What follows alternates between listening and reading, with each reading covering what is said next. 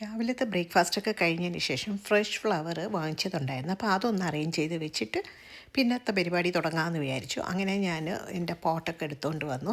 Fresh flower വെക്കാൻ പോകുന്നു. എനിക്ക് ഭയങ്കര ഇഷ്ടമാണ് ഇത് കണക്ക് ഫ്രഷ് ഫ്ലവർ വെക്കാൻ. എനിക്ക് ആർട്ടിഫിഷ്യൽ വെക്കുന്നതിനോട് അത്ര താല്പര്യമില്ല.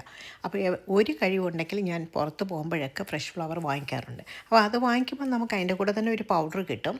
അത് നമ്മളിങ്ങനെ ആ വെള്ളത്തിൽ ഇട്ടിട്ട് വേണം ഇടേണ്ടത്. കാരണം അത് കുറേ നാൾ നിൽക്കാൻ വേണ്ടിയാണ് കേട്ടോ, ചീത്തയായി പോവാതിരിക്കാൻ വേണ്ടി.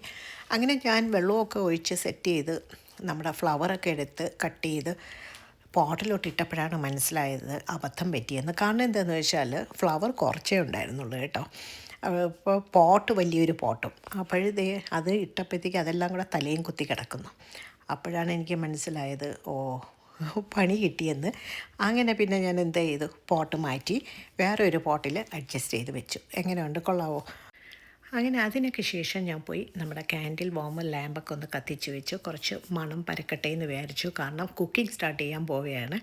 അങ്ങനെ ഞാൻ എൻ്റെ ഉരുളിച്ചട്ടിയൊക്കെ കഴുകി ഇതേ അടുപ്പത്തെടുത്ത് വെച്ചിട്ടുണ്ട്. അപ്പോൾ ഇന്ന് മെയിനായിട്ട് ഒരു ഫിഷ് കറിയും നമ്മുടെ ഒരു ക്യാബേജ് തോരനുമാണ് വെക്കുന്നത്. അപ്പോൾ ഒരുപാട് നാളിന് ശേഷം ഞങ്ങൾക്ക് കുട്ടിച്ചാള കിട്ടിയിട്ടുണ്ടായിരുന്നു. എനിക്ക് കുട്ടിച്ചാളയാണ് വലിയ ചാളയേക്കാളും ഇഷ്ടം കേട്ടോ. അപ്പോൾ അതിങ്ങനെ തേങ്ങ അരച്ച് വെക്കണോ മുളക് കറി വെക്കണോ എന്നൊക്കെ ഇങ്ങനെ ഒന്ന് ആലോചിച്ചു. പിന്നെ വിചാരിച്ചു എന്തായാലും മുളക് കറി വെക്കാമെന്ന് വിചാരിച്ചു. അപ്പോൾ അതിനായിട്ടുള്ള അരപ്പൊക്കെ അതേ ഇവിടെ സെറ്റ് ചെയ്തൊക്കെ വെച്ചു. ഞാൻ ഒന്ന് അടച്ച് വെച്ച് ഒന്ന് തിളപ്പിക്കുകയാണ് കേട്ടോ. അപ്പോൾ കുട്ടിച്ചാളയാണ് ഭയങ്കര ടേസ്റ്റാണ് കേട്ടോ. ഞാൻ കുറേ ചാള എടുത്ത് കറിയും വെച്ചിട്ടുണ്ടായിരുന്നു, പിന്നെ കുറച്ച് ഞാനിങ്ങനെ ഫ്രൈയും ചെയ്തിട്ടുണ്ടായിരുന്നു കേട്ടോ.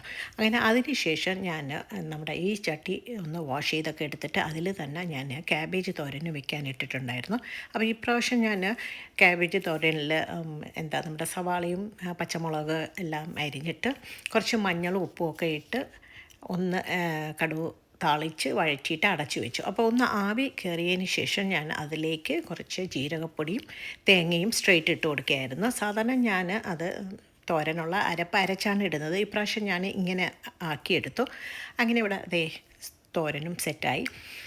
ഇനിയിപ്പോൾ അടുത്ത ആഴ്ച മുതൽ നമുക്ക് ഗാർഡനൊക്കെ സെറ്റ് ചെയ്യണം, വെജിറ്റബിൾ ഗാർഡൻ. കാരണം നമ്മൾ അടുത്ത മാസം അവസാനമാണ് നമ്മൾ വെജിറ്റബിളൊക്കെ നടാൻ പോകുന്നത് കേട്ടോ. അപ്പോൾ അതൊക്കെ ആലോചിച്ച് ഇങ്ങനെ നിന്നു. അപ്പോഴത്തേക്കും വിശന്ന് തുടങ്ങി.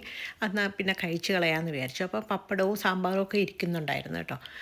അങ്ങനെ ഞങ്ങൾ രണ്ടുപേരും കൂടെ കഴിക്കാനിരുന്നു. അപ്പോൾ അതിനൊക്കെ ശേഷം ഞാൻ വിചാരിച്ചു, ഇന്നലെ മോള് വാങ്ങിച്ചുകൊണ്ട് വന്ന ഐസിങ് കേക്ക് ഇരിക്കുന്നു, അപ്പോൾ അത് ഒരു പീസ് കഴിക്കാമെന്നും പറഞ്ഞ് എടുത്തതും അടുത്ത ഒരാൾ ഓടി അവിടെ എത്തി ഞാൻ കട്ട് ചെയ്യാമെന്നും പറഞ്ഞ്. അപ്പോൾ തന്നെ എനിക്ക് മനസ്സിലായി അവൾക്ക് കഴിക്കണം അതുകൊണ്ടാണെന്ന്.